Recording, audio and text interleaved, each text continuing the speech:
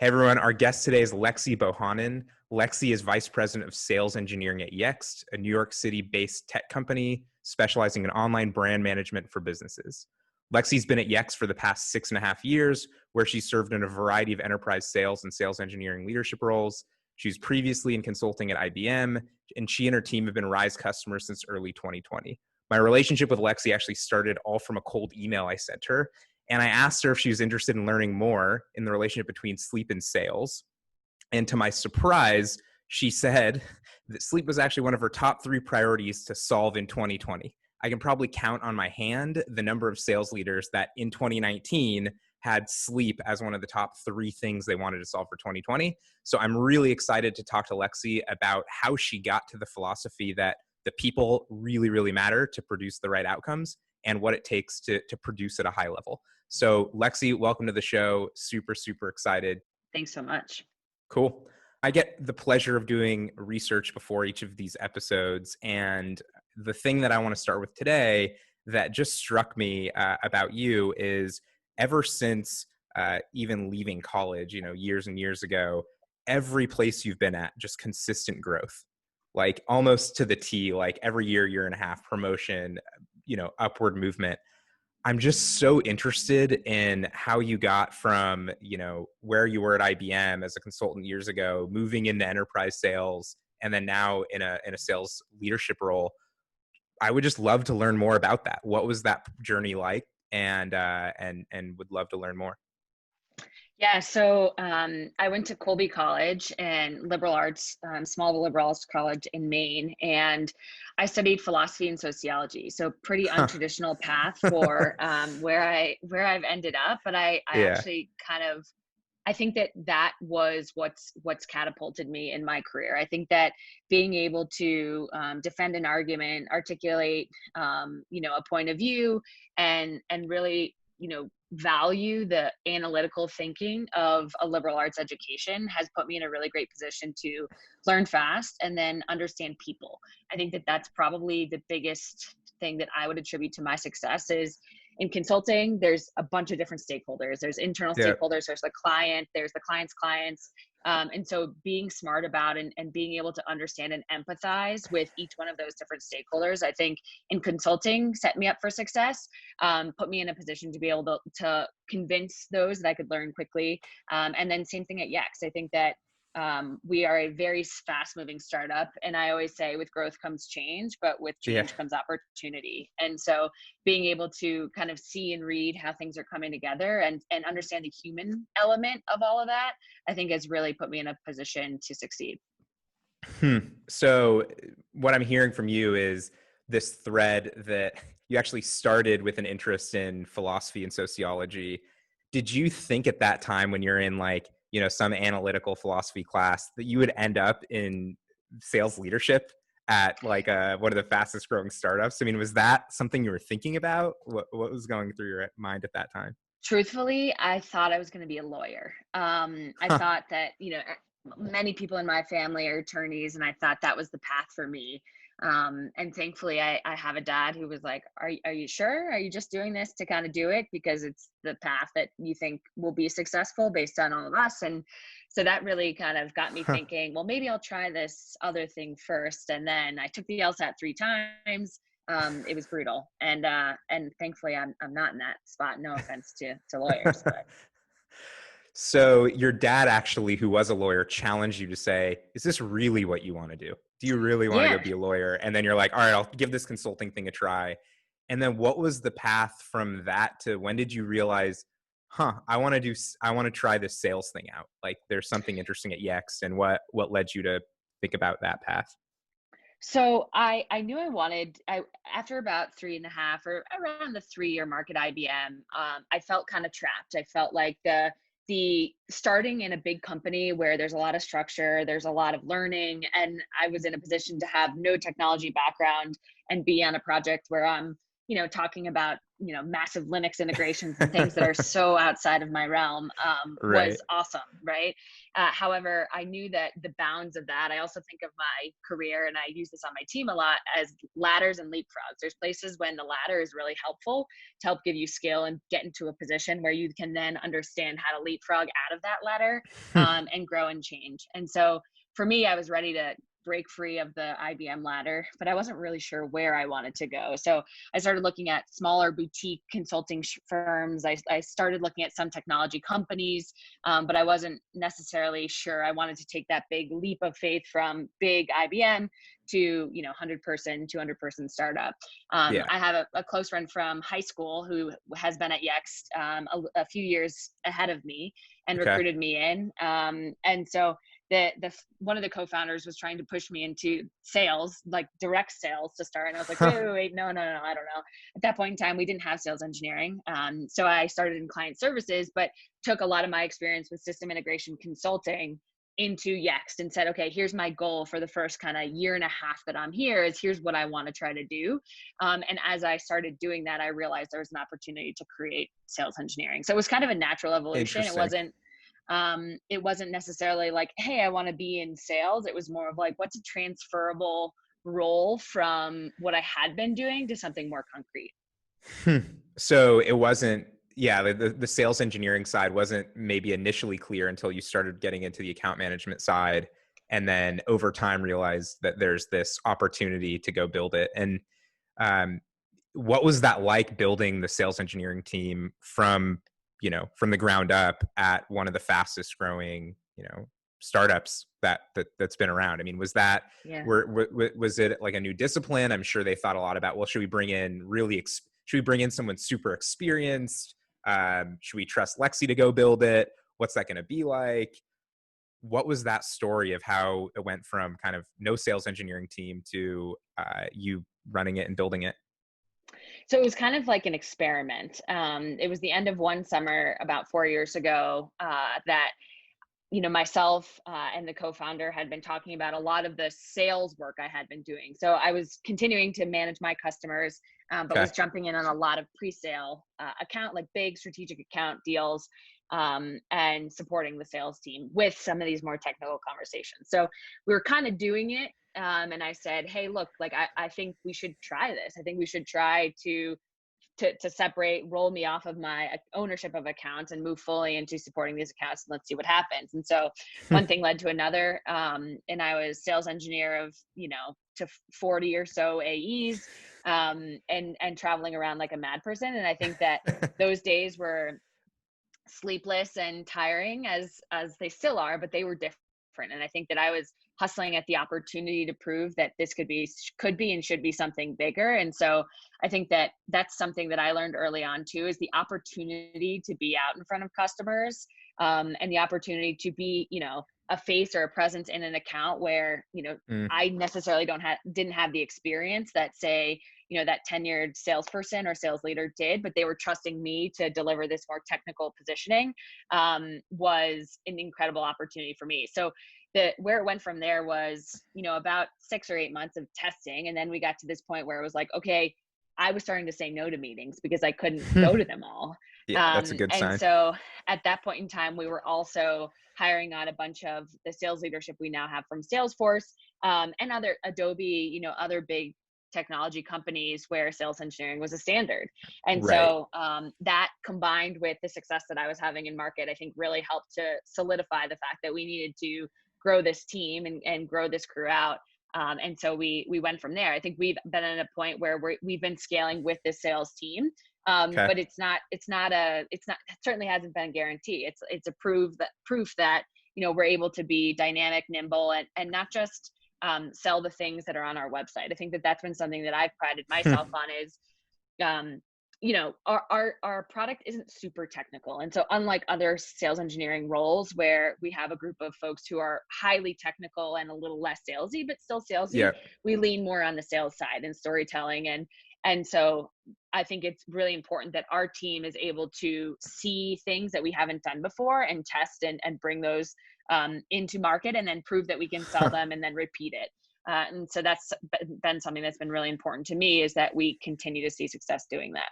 So in some way, what I'm hearing then is it's almost evolved because it's not some incredibly technical, like you're saying, like Linux integration. It's a little more straightforward on the technical side. It really gives the folks on your team, an opportunity to understand the customer needs, figure out what you might be able to do, and almost, and correct me if I'm off here, but sort of uh, play like a market development, sort of customer development type of role, where you're almost getting ahead of what are really the customer needs and what should we be building. Almost like Yeah. really early stage product development. Is that what's happening?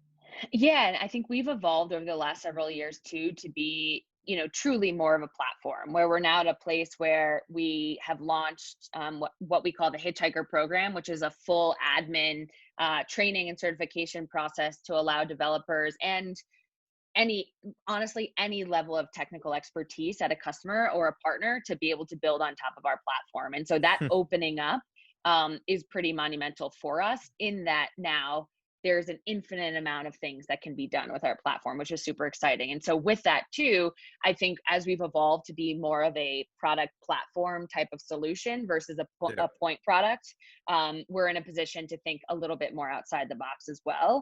And the easy stuff is like the stuff that's on the website, or that case study that from the food customer that talks about how we did XYZ. So how can we push the envelope to get people to leverage us in new and different ways? So yeah, you're spot on. Yeah, that's super, super interesting. So I want to transition us to uh, obviously kind of the core topic of the show and thesis of what we're trying to do here, which is, I think, the thread that even as I hear your story, it's like, starts with philosophy and sociology and really understanding sort of the human side of how we function, how we communicate, how we tell stories. But then that sort of carried through in your career. And even now you're saying, like, we're not just on the sales engineering technical side. Like, this isn't cold, dry, like technical implementations. You're really coaching your team about how do you help customers see new value and see new possibilities of something that didn't exist before. And so I see just a ton of creativity around that side. And so I want to transition a little bit into, as your role now running the team. Obviously we got together back in early 2020 to talk about sleep.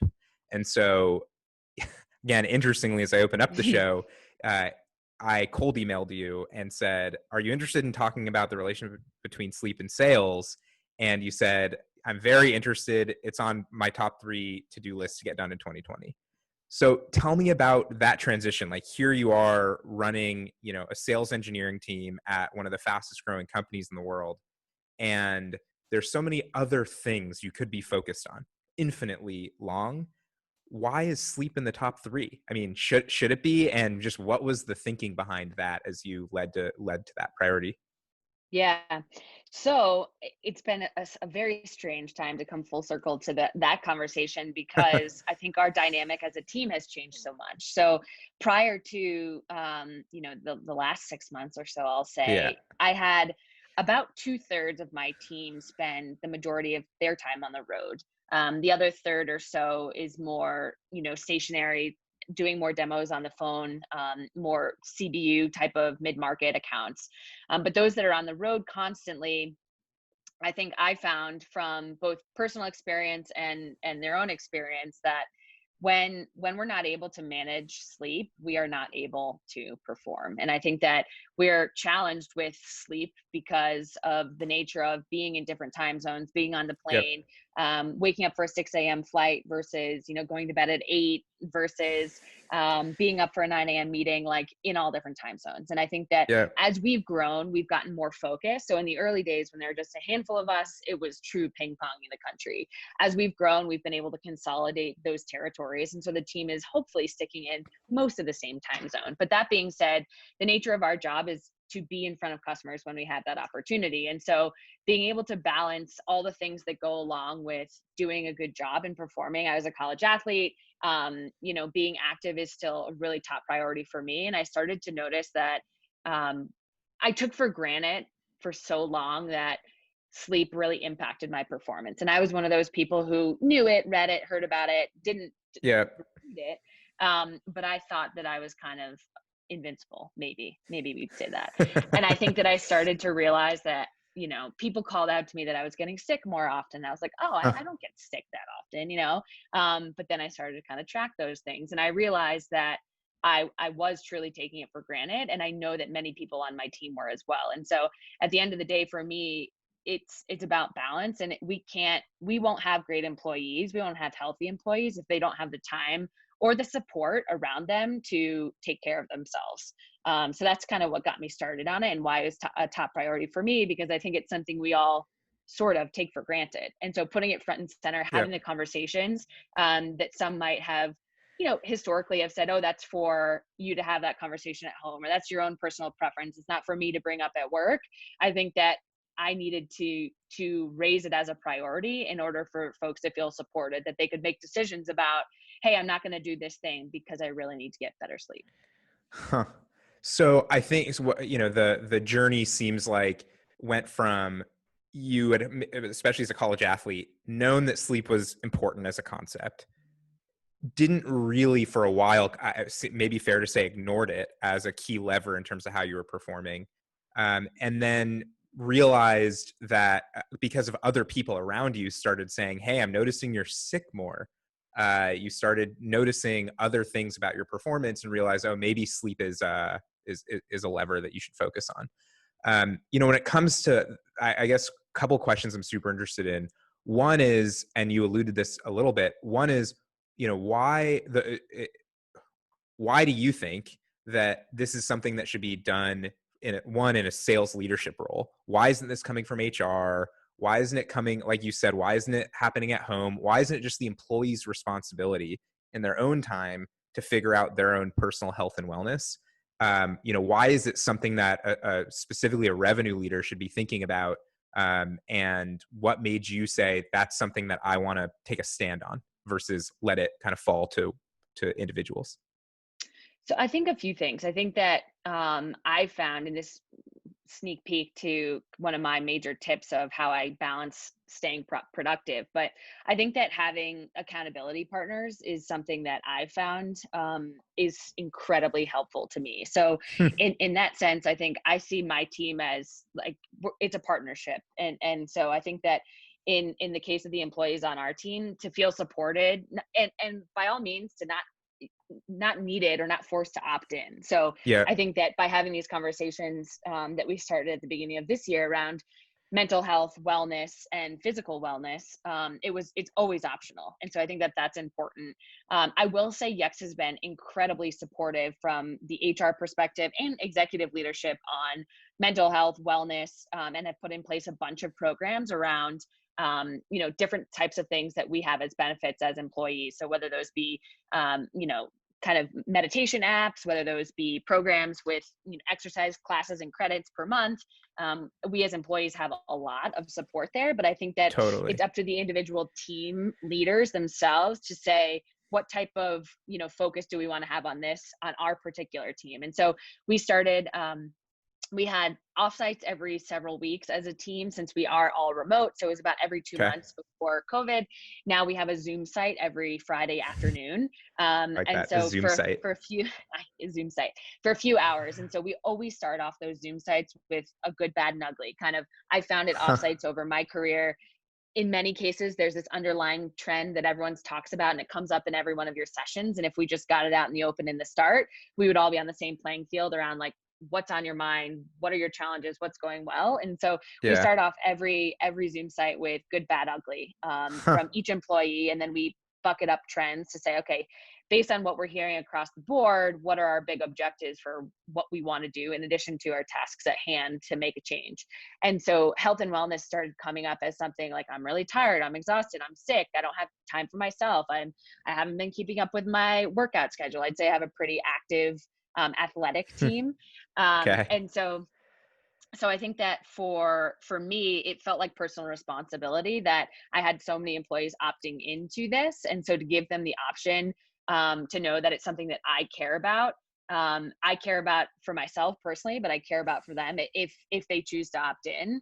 I think that additional layer of support going beyond just a benefit from HR helps reiterate that this truly is a priority for our team. It's super interesting to hear you say that, because it seems like the missing link maybe, and there so many of the HR teams, especially in technology companies, and we've worked with a number of them, are just like so forward thinking, care so deeply about the employees. Like, I mean, it's very impressive. And maybe the missing link is that sort of tie to what you do every day. And so really a partnership with the team lead, and really tying, hey, here's what we're doing, back to the strategy, back to what you're hearing from your team members in those offsites, seems like what the critical link is to happen. You can't just offer a benefit or a tool or a, more stuff. More stuff isn't going to help, but actually making it a priority seems like it's something that's important to talk about, but also in a way that seems culturally relevant. And obviously for you and for your team, that was something that they're talking about, is they're thinking about their own performance in a way beyond just numbers or anything like that, just beyond the work itself, which is. I think so too. I completely agree. And I think that going back to holding each other accountable, if I'm the only one, if I really care about, prioritizing my sleep and understanding what impact sleep has on my personal performance in my role in my life, in that run I want to take tomorrow, but I'm so exhausted I can't even think about getting up to go. That Yeah. if you don't feel supported with your team around you, then I feel like it's this subconscious pull into, oh, well, they don't care about this. So if I, put a block on my calendar to make sure I have time to go do this, I might get scrutinized and asked, like, what is that? Why are you doing that? And so Yeah. being more overt about that support, I think gives people the peace of mind that they can make their own choices. I think that's something that I really care about as well, is we are trusting employees to, you know, put forth the Yext solution, the value prop, be the best version of themselves and represent Yext in front of some of the largest companies around the world. And if we can't trust them to balance their time well and decide, when they want to take the afternoon off to go do XYZ thing, knowing that they'd rather come back and work at night, or, take a day off, take vacation. If we can't trust them to make decisions on that, how can you possibly trust them to present well in front of a customer? So Right. that's a big philosophy of mine too. Huh. What's so interesting to me about that idea, though, is that you're not just saying we trust you to make the right decisions and that you are abstaining from any responsibility. You're coming forward, facilitating conversations on your team, saying, how are things going, good, bad, and ugly, learning from them what's happening. It's like, oh, I'm seeing a pattern. You're sick, you're feeling tired, you're feeling not as much like you had as much energy as you had before. Okay, let's focus on sleep. Now I'm going to put something in front of you.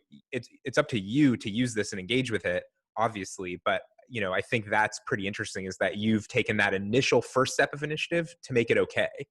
Yes. And it seems like that's a important ingredient in making something like this work, and having your team, care about sleep.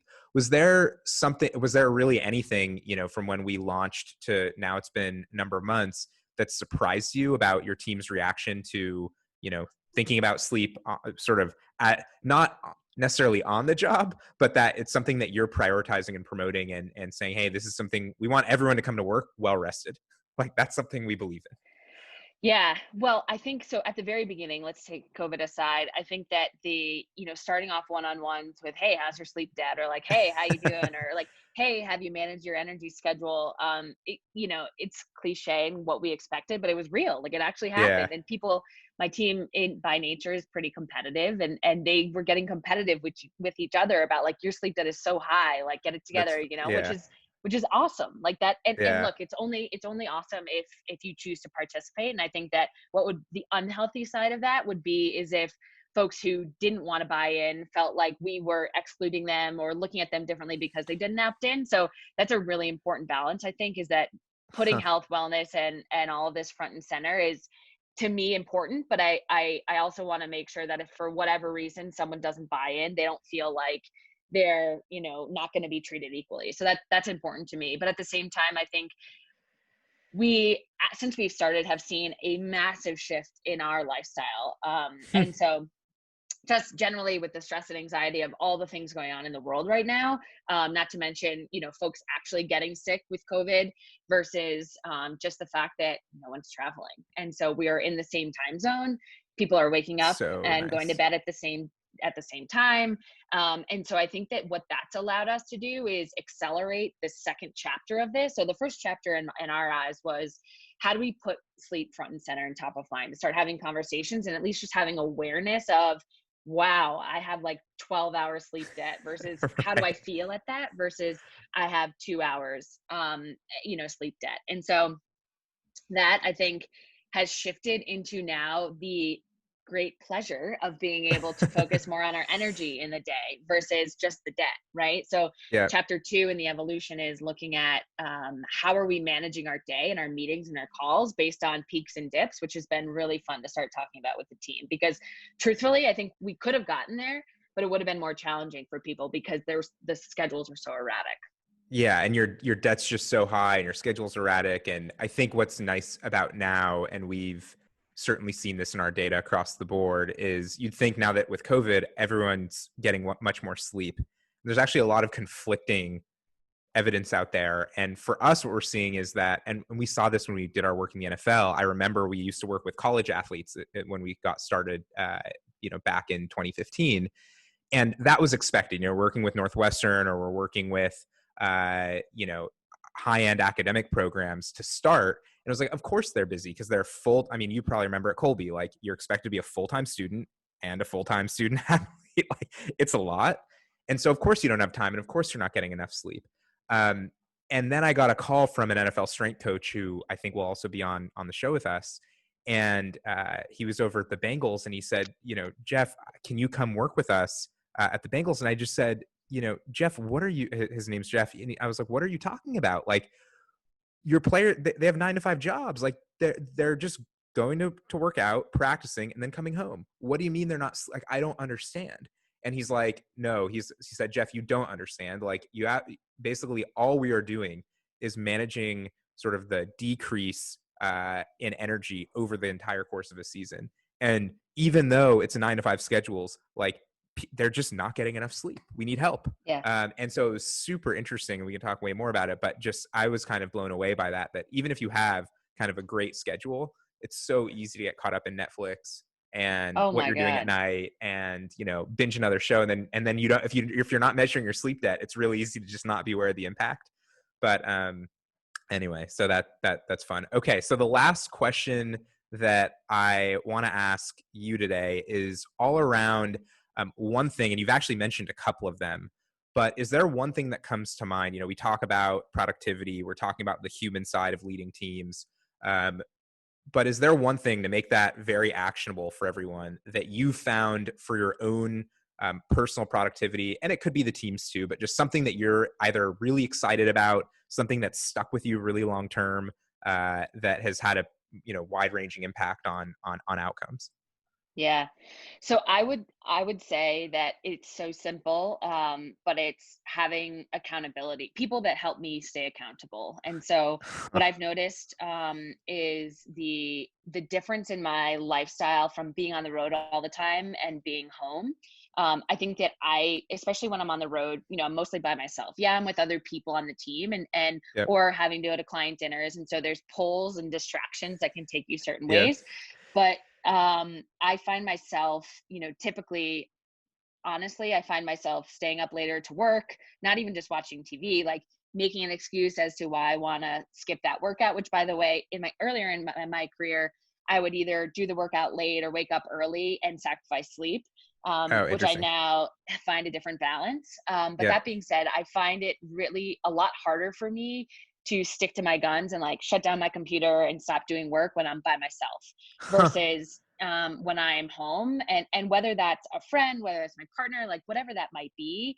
I think that having people around you that are supportive of your choices and actually encourage you, like, hey, you're going to go do that thing, and not in an unhealthy way, but are helping you in a good way to keep balance, is to me the key. So whether that be, I mean, with all the fitness apps now and all these different classes that are now digital, you can Zoom in with a friend or do it with a friend. I have a Peloton. I haven't done that yet, but I've been thinking about Nice. doing the, video with a friend, which I think would be really fun. I think another part of that is I have a whiteboard that at my house that for each day of the week now I put my to-dos from an athletic perspective of what I want to do.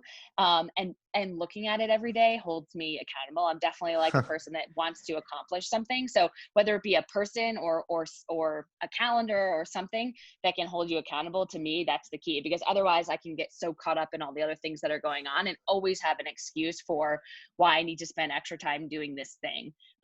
Look, like, Interesting. my job is really important, but no one hopefully is, it can wait. Most things can wait till the next day. So keeping balance by having accountability partners or tools, to me, is the thing that helps me find the most balance. That's awesome. And if I wanted to like get started with that in one way, is there, let's say, I'm trying to think about how I might apply that in my own life. And, even though I've been studying sleep for many years now, I still like, I'm in a great episode and it's like getting to 10:30 and I know I have to be up to wake up Clara, my 15-month-old. And, I know what my sleep debt's going to be the next day. And I know all this Yeah. information, but what I've seen, at least from an accountability partner, is my wife will pull me aside and she'll say, Jeff, we got to get to bed. And it's so helpful to have that prompt Yeah. to do that and just pull me out a little bit from the Yep. same behavior I was doing. And then I'm just so thankful that happened. And so, yeah, I think it's something that we think about. It's actually something we've seen as a need for a lot of folks that are using Rise, and we're thinking about how do we build that. And obviously, it's one of the reasons we try and get family members and anyone you're living with onto it, Yeah. because once you know your sleep debt and you're coming in and talking about it, and you open up a one-on-one with it, it's just that subtle prompt that, oh yeah, my sleep debt is something that does really affect me, and something I should prioritize. So And I think, cool. I think that the just one last thing, the Yeah. melatonin window Oh notification yeah. for me has been another, like, kind of piece of that puzzle for me, or that toolkit, Oh, because it's interesting. like, oh, yep, yep, okay, now I should be thinking about going to sleep. And so that show can wait. Like, the show's not going anywhere. I can watch it tomorrow. Like, I'm gonna go to bed. Yeah. And so I think that like little triggers really work for me. I think it's easy to ignore them sometimes, but putting them front and center is super helpful. So again, whether it's a person, or if you don't have that person at home, being able to enable different tools and tips, or like give yourself a schedule to say, okay, I want to be in bed by 10:30 tonight. And then how good does it feel the next morning to check that off and be like, yep, did it, and move on to the Yeah. next day. Oh, totally. Yeah, and there's actually a great book I'm listening to now, but one of probably the behavioral scientists that has had the biggest influence on me and my thinking, not only personal habit development, but also in the work we've done at Rise, and actually influenced the very first research paper we did, is a guy named BJ Fogg out of Stanford. And he is, if you want to just get a quick snippet, and Lexi, I think you'll find it super interesting, just what he shares. But he's on, I think it was on the, because he just released a book called Tiny Habits. I'm listening to it on Audible to go deep, and obviously know a lot of his papers, but he also is on a podcast. I think it's the Knowledge Project podcast, and it's an hour-long conversation, hour and a half maybe, and just super rich information about a lot of myths about behavior change and things, just very, very useful tools to help you think about how you might improve your own habits, but also the habits of your team. And anyway, it's he's great and super clear thinker, and someone I take a lot of inspiration from. So, Amazing. but anyway, so yeah, let me know how that is. And I look forward to, continuing to work together and hopefully integrating energy schedules more deeply into what we're all doing. And then, from there, who knows what the future holds. But thanks again for taking the time and chatting. And this is it's been a lot of fun for me. So hopefully it has been for you. Thanks so much, Jeff.